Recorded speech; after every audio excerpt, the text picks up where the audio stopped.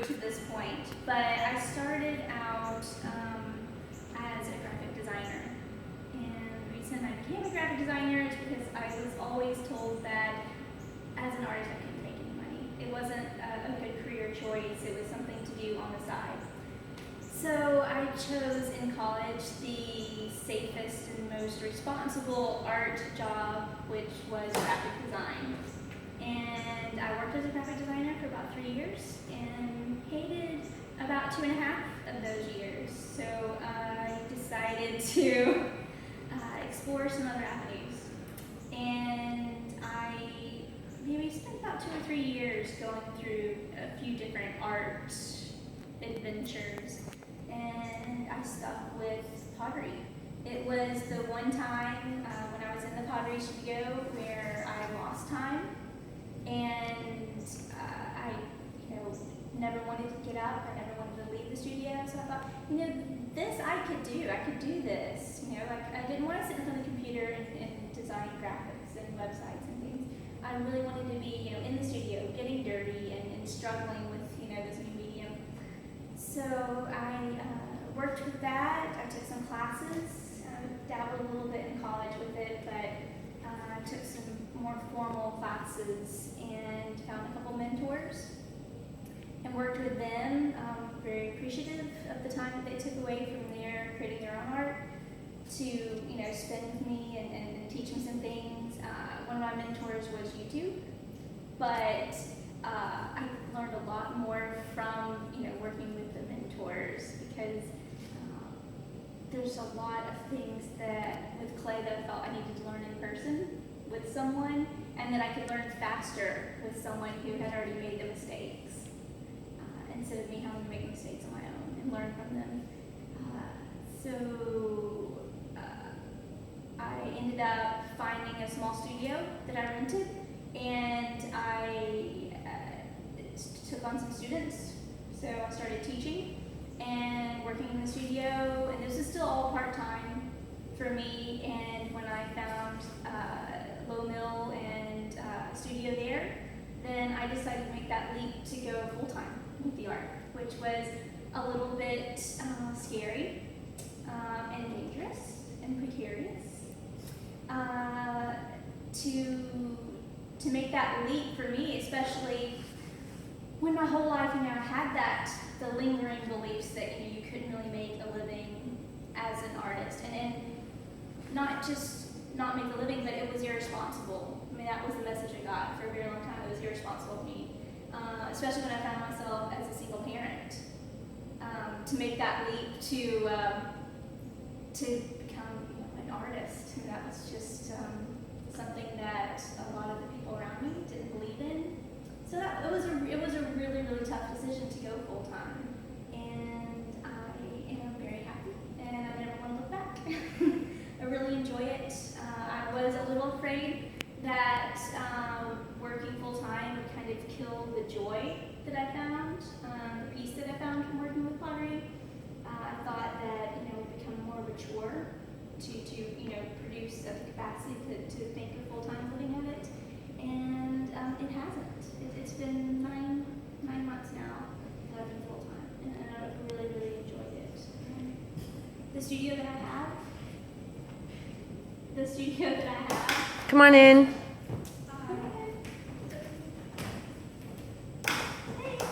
You guys can come around.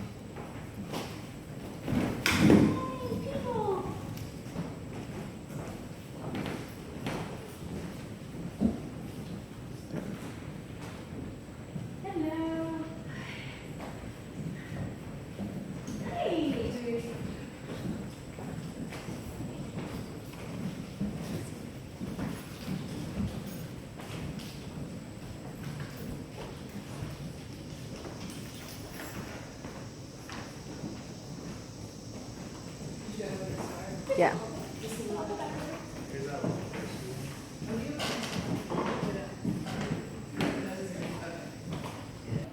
Welcome everyone. I'm so glad you're here. I'm Teri Hartmann, and I'm a ceramic artist. I have a studio at Lowe Mill, and I've been working with pottery for about 10 years.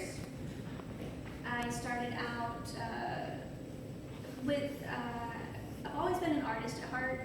But I started out with the idea, the limiting, this belief that I couldn't make a living as an artist. I mean, that was the message growing up, that choosing to be an artist, which to me it never felt like choosing. It felt like something, that I had to do. But I always got the message that becoming an artist was a bit irresponsible of me, that it would be, it's more of a frivolous pastime than a career. All of this was just, reiterated over and over and over for me. So when I got to college, I chose the most responsible art career that I could compromise on, and I became a graphic designer. So I graduated, and I was a graphic designer for about 3 years, and I was completely miserable. What I decided to do was quit, which was not a very popular choice at the time, but I just went on and pursued, various different art-related adventures for about 3 years, and I settled on pottery. What it was about pottery and clay for me was it was the time where I could sit down at the wheel or sit down and work with clay, and I lost time. I lost track of time. And I knew then that, no matter what, that's what I wanted to do. That's what I wanted to do. I thought that would be something I could do for the rest of my life. And I felt like there were so many things that were spinning in my head, and so many things I wanted to create, that I could create something new like every day for the rest of my life and never, repeat myself or never get tired of it. So I started taking some pottery classes. I'd taken, a few in college, but it wasn't anything that I was serious about because I never believed that, that would be a path for me. So I took some classes, I found a couple mentors, and eventually I opened a small studio, and I also took on some students that I started teaching. I was very grateful to my mentors. I know that they took time away from their practice and to teach me things that I could have learned on my own, but it would have taken a long time, a lot of mistakes, and having those people take that time from their own practice to be willing to be there with me and teach me. That meant a lot to me, and it was that support that I'd never gotten. They believed enough in me to take time away from their day, to spend that time with me. So I, was doing pottery in the studio, this tiny little studio, no air conditioning, no heat, teaching classes, and really just struggling through, having this struggle of, at this point, I was a single parent, and I was doing this as a part-time in between everything else that I had to do. And, I really struggled, is this something that, I should keep doing? Is this something that, am I being irresponsible for, trying to pursue this? Things like that. It was really a struggle to, keep going, keep believing in myself when, it wasn't really a support system around it. So now that I had this opportunity to go full-time and have the studio at Lowe Mill, there's this huge support system there. The community's been very supportive. But in making the decision to open the studio, I had a couple of ways I could go about that. I could get a small space and just, sequester myself and just make a bunch of stuff on my own, or I could follow the lead of my mentors and open my studio up to the public. So my studio at Lowe Mill is not only my personal studio where I create, but we have 7 wheels, we have slab rollers, we have extruders, we have tools, we have clay, we've got glazes, we've got glazed materials. So it's really a community studio, so people can come in and learn from me, or I have other potters now that teach for me. So I feel like, I'm helping other emerging potters be able to, start their careers, give them that support. So it's been really rewarding. I really enjoy it there. One of the things that, really inspired me with art and with the pottery is like these moments in between, because I feel like I've had a lot of those moments, you know, and I feel like those moments really go, we kind of glaze over those moments in between. Like you have this grief, and then you have joy, but you know, you have that whole journey between grief and joy, and I feel like we kind of rush through that and glaze over it just to get to the end. And I feel like all those moments in between are really, really important, because all those moments between, you know, me trying to find, you know, this career and this art career, and now, like all those moments in between were really important. And I feel like those in between moments, what I want to be able to do now, making the leap from functional pottery, which is what I felt I had to make because that's what sold, and that's what was useful to people, and it's more of a guaranteed income. Making the leap from that, now I've opened myself up with having the studio and having people come and do the teaching.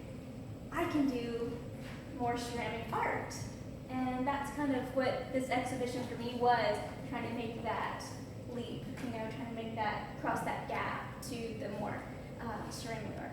So I think that all those moments in between those times made now happen, you know, so I feel like I want to not forget all of that. You know, I want to share all that with people. I want to share it with people who come to the studio. I want to share it with people who see the art. You know, I want to share that journey, and I want to share like what would that journey look like, not just in words or feelings, but how does it look three-dimensionally? And to me, that kind of inspires me to what I'm doing. One of the projects that I have here is something that came from about 15 years ago when I was in college, and I was working toward that graphic design degree. And I like that I've incorporated that part of my life into this exhibit that's making that transition to another part of life for me. And what it was, it's an interactive exhibit here that when I was in college, I was working toward a project where I'd left this locked box in our art gallery, and people would come and where they were invited, and they had this message where they could share secrets, like these anonymous secrets. They would write them out, fold them up, put them in this locked box, and I collected these secrets from people. And what I was going to do with it is I was going to make this beautiful typography book. Okay, it never happened. And I felt very guilty all these years because I had these secrets that people had like left and divulged. You know, I was holding on to them, and I felt very guilty that I'd never done anything with them. And I could never throw them away. So now I've given myself permission to like go back and revisit that and complete that part of the project. And so what I've done now is I've created these boxes, and inside the boxes are these people's secrets. And so in the exhibit, you know, you get up and you walk up to it and you read about it, and then you get to make that decision whether you want to open that box. It's like that moment before, you know, we have all these moments before, you know, before you make the decision to take a job, you know, or the moment before you go off to college, or that moment before, you know, you have your first job, or you know, have this relationship, or you start a family, or start a business. You know, you have these little moments before it. Well, that's what this is all about. Like, you get to decide, like that hesitation, you know, because once you open it and you read this, like there's no going back. It could be something wonderful, you know, maybe they've shared some joy in their life, but it could be something really awful. And you don't know until you've opened it and you've read it. And once you have, like, that's going to stay with you for the rest of your life. So it's just that moment in between, like making that decision, you know, to open yourself up to somebody else's life and not knowing what the result's going to be. So that's part of the exhibit, and that's kind of me putting to rest the past and being able to move on. So does anybody have questions for me?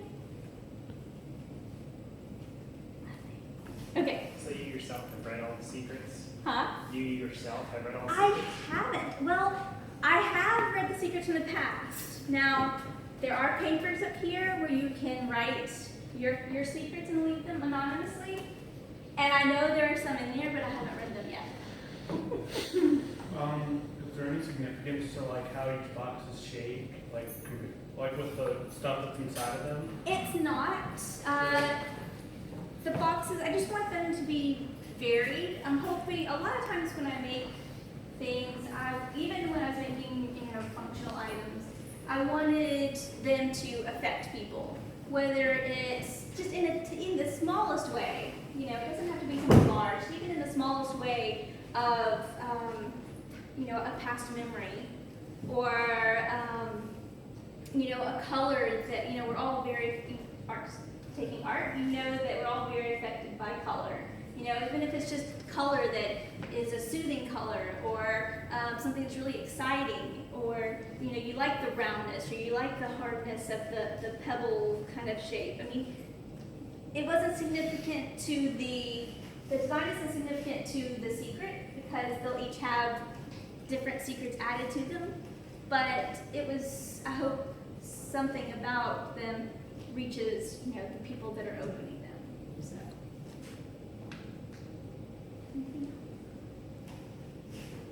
Yes. When you were first starting out, you talk about this piece being you choosing whether to open your life to somebody else's secrets, I guess. And you said that when you first started, you had several mentors that chose to open their studio to you. And so how do you feel like teaching kind of inspired you when you first started out your practice, part-time or full-time? For me, teaching, well, Yeah. when I first started teaching art, it was just pottery, it was just out of necessity. It was teaching enough to pay for materials. I mean, I wish it was something, more than that, but when I started teaching, it was basically to make enough money to cover my materials so I could make more stuff and get better. But how do you feel like it fed your practice at all? Oh, absolutely. I mean, every time I taught, I think every time you teach something, you learn something. Because, everyone will bring, you teach it, you can't really teach something until you know it. So you have to keep practicing until you know it well enough to be able to teach it to someone. So I think that it really benefited my practice. I mean, I think it doubled, if not tripled, my learning curve on teaching stuff. So I think teaching is very important. I think a lot of artists, I don't know, I feel like a lot of us as artists are introverts, and we just want to go in our studio and just close all the doors and just paint or draw or whatever you do. And that's important, it's important to the process. I have to do that. But I think it's also important to give back to people, because you want your community to appreciate art. Because you're making art, you want them to be able to appreciate it, you want them to buy it, you want them to come and look at it, you make art, and then you have the community react to it. Otherwise, you would just keep it in your studio and it would never come out, But to build that audience, you have to educate them. And so when people come in the studio, and this is something I get all the time, they come in the studio and they take a class, and even though they hated it, they're like, I don't ever want to come back and make another piece of pottery, ever. It's still a great thing, because they say, this is so much harder than I thought. So the next time they go to a festival and they see a mug for $25, they're going to be like, that is so worth it. Because they're like, I took this class and it just wouldn't work. They see the effort that you put into it. They see, your process. And even though they don't like it as a medium, they still have that art appreciation. And that appreciation, that education, and they'll go back and they're going to tell their friends the story of how difficult the class was and how worth it is to, when they look at art and when they look at pottery, they're going to see more of the worth in it. So I think that teaching part and the education part is very important. I have one more question. Yes. You brought up functionality and then art, I guess, for personal sake. Where do you draw the line? Or where do you see that line manifest in your work? How do you take that jump? I feel like the line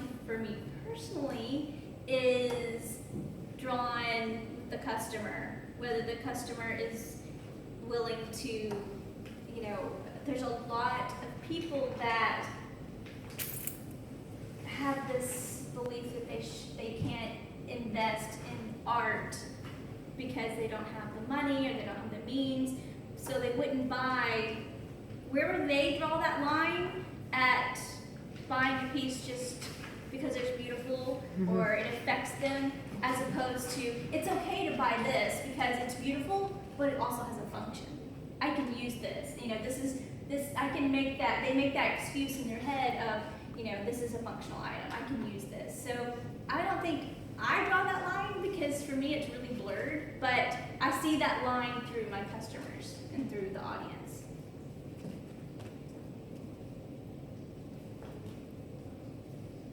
Anyone else? Well, thank you, Teri.